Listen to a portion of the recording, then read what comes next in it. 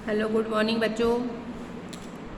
जैसा कि आपको मालूम है कि हम लोग अकाउंट में प्रॉफिट शेयरिंग रेशो के क्वेश्चन सॉल्व कर रहे थे। कल हमने उसके बारे में थोड़ा बहुत समझा हुआ था। आज उसमें प्रॉफिट शेयरिंग रेशो में जो क्वेश्चंस मैंने कल जो करवाया था वो सिंपल मेथड था। अब उसी से रिलेटेड थोड़ा सा टफ स्टैंडर्ड के अगर आपको सवाल आ जाए तो आप इसको किस प्रकार करेंगे। तो आज मैंने आपको इस वीडियो में 2 सवाल कराए हुए हैं जो थोड़ा से चेंज हैं, और अगर आप चाहो तो उसको आराम से कर सकते हो। उस क्वेश्चन को हम समझेंगे जो आज हमको इस वीडियो में सीखना है। सामने आपको बुक में सेकंड नंबर का एक क्वेश्चन दिखाई दे रहा है जिसका नाम है ए और बी 1:3 के 1:3 के अनुपात में फर्म में साझेदार हैं। ठीक है, वे भविष्य में अपना लाभ विभाजन अनुपात बराबर रखने का निर्णय करते हैं। प्रत्येक साझेदार के नफ़े और त्याग का भाग ज्ञात कीजिए। याद रखना, अभी तक कल सवाल करे थे मैंने, कल जो आपको कराया था उसमें क्या था कि एक तो उनका पुराना अनुपात दिया रहता था और जब भी वो अपना लाभ अनुपात बदलते थे तो नया रेशो एक लिखा रहता था, तो हमको आसानी रहती थी पुराने रेशो को और नए रेशो को कंपेरिजन करने की। अब इसमें क्या है कि पुराना रेशो तो हमको 1/3 दिया हुआ है, लेकिन नया रेशो क्या है, बराबर। तो बराबर जैसे कि आप सिंपल सी बात है कि अगर 2 पार्टनर हैं तो 1/2 हो जाएगा, याद रखना। 3 पार्टनर हैं तो 1/3 हो जाएगा। 4 पार्टनर हैं तो बराबर बराबर में कितना हो जाएगा, 1/4। ऐसे संख्या बढ़ती जाती है बराबर के अनुपात में। ये चीज़ समझ में आ गई आपको। 2 पार्टनर हैं तो रेशो क्या हो जाएगा, 1:1 मतलब 1/2 1/2। 3 पार्टनर है तो रेशो 1:1 इस तरीके से लिखा जाएगा और इसका अनुपात क्या बनेगा, 1/3 1/3। इस तरीके से हम सवाल को अगर भविष्य में अगर वो सवाल आते हैं इस तरीके से, अभी इस सवाल में तो हमको 2 पार्टनर दिए गए हैं, कभी 3 भी पार्टनर पूछे जा सकते हैं, 4 भी पूछे जा सकते हैं। उस कंडीशन हम क्या करेंगे, तो वो चीज़ मैंने आपको आज क्लियर कर दी है। आज मैं इस सवाल को आपको कराने जा रही हूँ। ठीक है, सवाल समझ में आ गया। पुराना रेशो कितना है दोनों पार्टनर्स का, 1:3, और भी नया रेशो क्या रखते हैं, बराबर मतलब 1/2 1/2। अब अपन को बताना है कि इसमें नफ़ा किसको हुआ है और सेक्रीफाइस किसने किया है। तो करें स्टार्ट इस क्वेश्चंस को। सबसे पहले आप क्या करा करो कि पार्टनर को इस तरीके से लिख लिया करो, ए और बी, और इनका अनुपात क्या है, 1:3। अगर जब हम इनका अनुपात देखते तो एक का हिस्सा कितना है, 1/4, यानी 1 और 3 को जोड़ा तो टोटल कितना हुआ, 4। तो ए अपने हिस्से में से कितना प्राप्त कर रहा है, 1/4, यानी चौथे हिस्से में से एक हिस्सा इसको मिल रहा है, और बी को चौथे हिस्से में से 3 हिस्सा इसको मिल रहे हैं। तो सीधी सी बात है, इसमें ए को नुकसान ही हो रहा है। अब वो क्या करते हैं, अपना अनुपात उन्होंने चेंज कर लिया। अब चेंज करा तो क्या हो गया, 1:1 मतलब 1/2। तो देखिए आप इसको हम कैसे समझेंगे कि आप जब देखना कि जो पुराना रेशो था कितना था, 1/4 था, ए का 1/4, यानी 4 हिस्से में से उसको कितना मिल रहा था, केवल 1 भाग। ठीक है, अब नया जब अनुपात बदला, बराबर हो गई ये मतलब 1/2, तब हम क्या समझे कि इसका 2 हिस्से में से इसको 1 मिल रहा है, 50% मिल रहा है अगर एक अंदाजा लगाए, और इसमें इसको कितना मिल रहा है,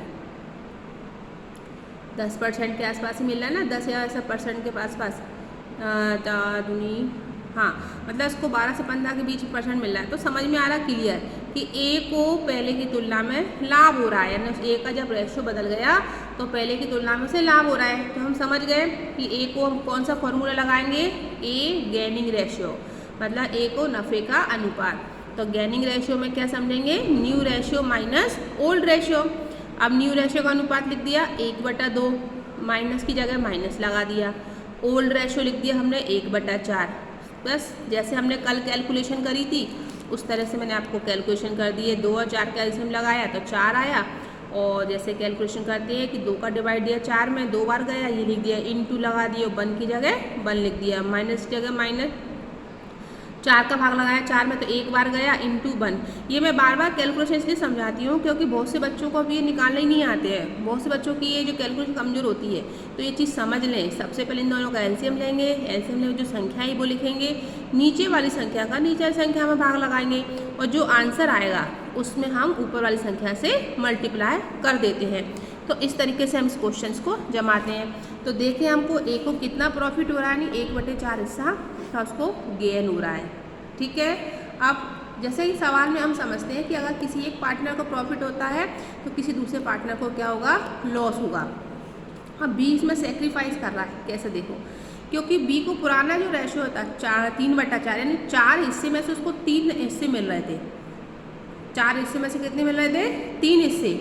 और जब उसका न्यू रेशियो बना है 1/2, अब 2 में से उसको कितना मिल रहा है, 1, मतलब 50% मिल रहा है और इसमें 50% से इसको थोड़ा सा ज़्यादा मिल रहा था।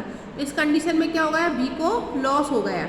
पर ठीक है, तो बी को लॉस हुआ तो हमने क्या लिखा, सेक्रीफाइसिंग ऑफ बी, और इस प्रकार हमने इसका कैलकुलेशन करा तो बी को कितना लॉस हुआ, 1/4 का। जिस प्रकार ए को 1/4 का गेन हुआ उसी प्रकार 1/4 हिस्से का बी को सेक्रीफाइस हुआ। तो आई होप आपको ये क्वेश्चन समझ में आ गया हो। फिर भी अगर जो समझ में ना आए तो आप मुझसे पूछ सकते हो, अपनी जो भी डाउट्स है उसको क्लियर कर सकते हो। ठीक है, आगे एक सवाल और मैं आपको इसमें कराऊंगी। इस तरीके का एक क्वेश्चन देखिए आप, देखो ये सवाल तो आप कर लोगे, पुराना अनुपात या नैन, ये तो आप आराम से कर सकते हो। इस सवाल को थोड़ा सा ध्यान समझें, कठिन तो ये भी नहीं है लेकिन फिर भी थोड़ा सा आपको प्रॉब्लम आ सकती है। ए बी सी बराबर अनुपात में लाभ हानि का बंटवारा करते हैं। तो हमको पता है ए बी सी है तो एक 3 पार्टनर है, मतलब 1/3। ठीक है, ये चीज़ समझ में आ गई।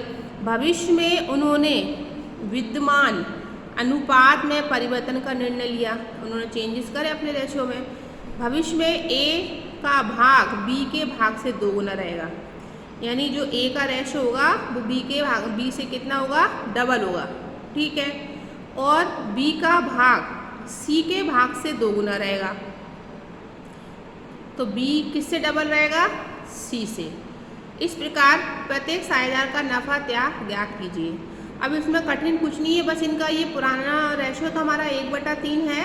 अब जो नया रेशियो उन्होंने थोड़ा सा लैंग्वेज घुमा दिया उसको हम समझ लें।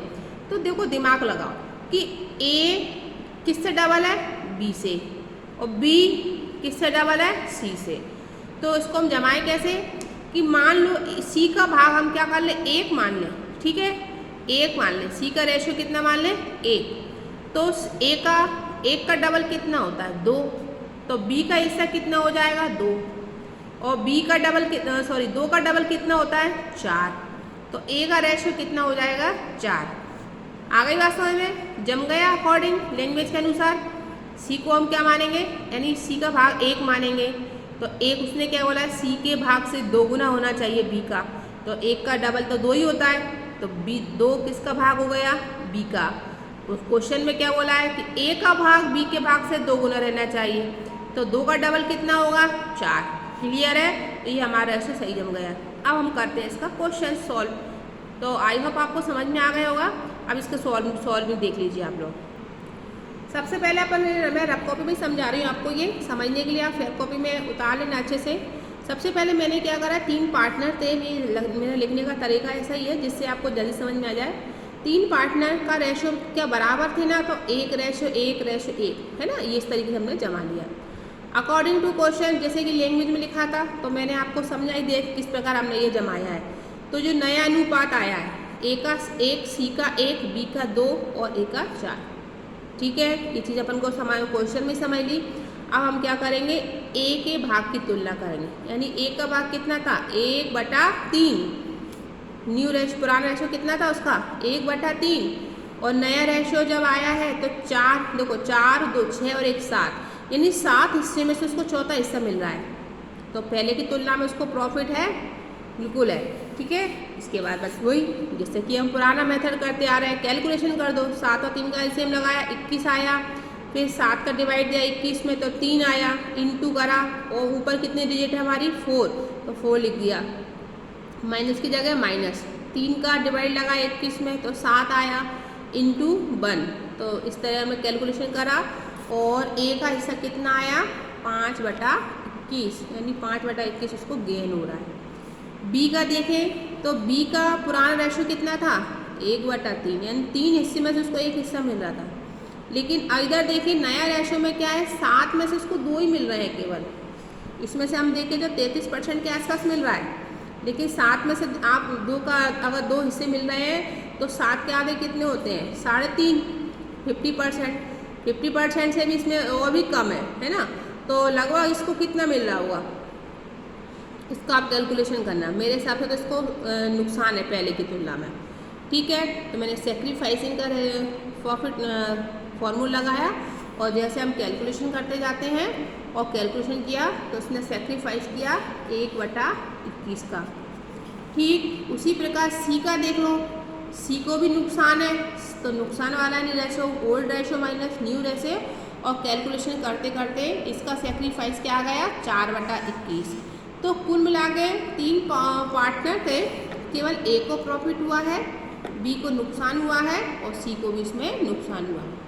इस क्वेश्चन को आप अच्छे से करना, बोर्ड एग्जाम में लगभग इस टाइप के क्वेश्चन पूछे जाते हैं और ये क्वेश्चन 4 नंबर में हमको मिल जाते हैं। अगर 4 नंबर में क्वेश्चन एक बार नहीं भी आता है तो ऑब्जेक्टिव जो आते हैं वो आपको पूछे जाते हैं, और हमारे जब भी टर्मिनल एग्जाम होंगे तो उसमें भी हम इस तरह के क्वेश्चन पूछ सकते हैं। ठीक है, तो इन दोनों क्वेश्चन को अपनी फेयर कॉपी में नोट डाउन कर लेना और अपनी तैयारी करना।